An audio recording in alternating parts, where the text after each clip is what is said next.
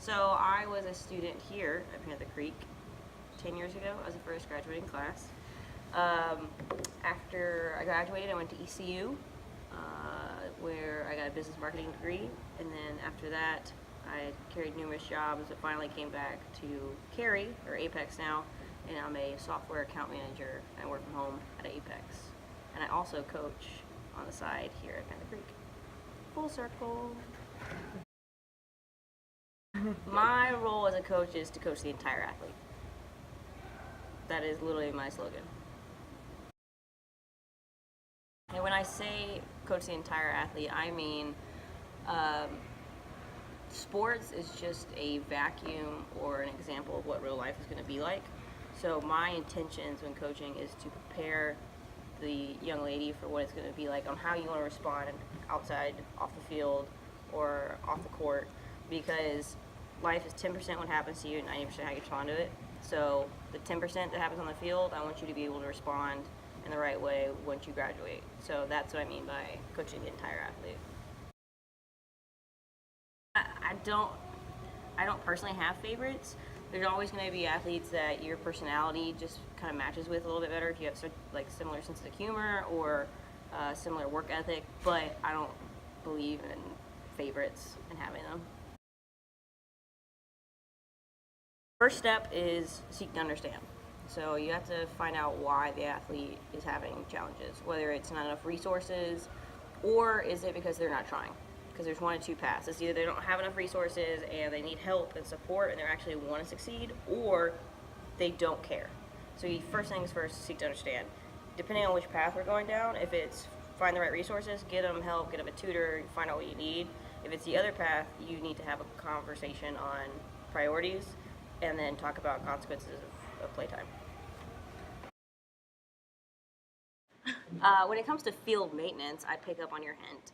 I try to come out as often as I can to do just like some minor things, whether it's like raking or trim or whatever Cromer needs help with, to be honest with you. Like, he's the head coach. I just work here. Great question. So, my thoughts on fundraising are you need to know what you need the budget for.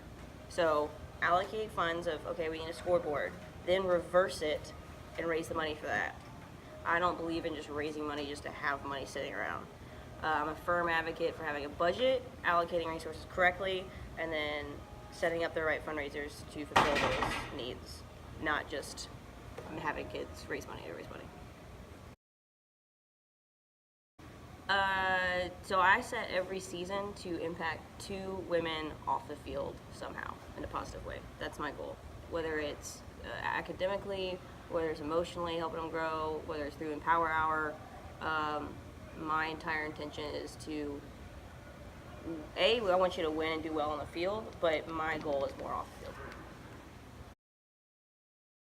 I'd like to think that I help prepare my student athletes there for life after school by being really honest with them on what it's like and not sugarcoating that life should be fair, or it is, because it's not. And so sometimes that happens in softball and sports, and so you gotta deal with it. And I think that's a good way to prepare them for outside.